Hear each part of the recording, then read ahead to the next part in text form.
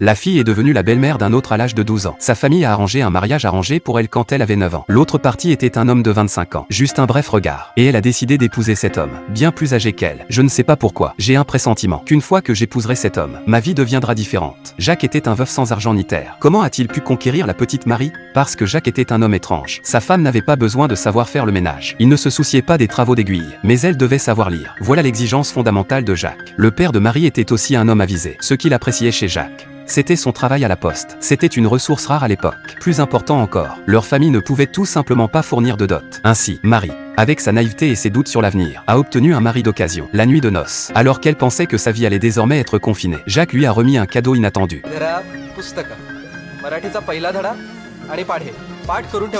Dès lors, son nom n'était plus Marie. Jacques l'a nommée Rame, ce qui signifie bonheur. Mais pour la jeune Rame, le début de ce bonheur ressemblait plus à une souffrance et une résistance sans fin. Jacques était un enseignant extrêmement obsessionnel. Il utilisait des méthodes strictes, voire brutales, pour forcer Rame à apprendre. Et Rame n'était encore qu'une enfant espiègle. Elle ne comprenait pas l'obsession de son mari.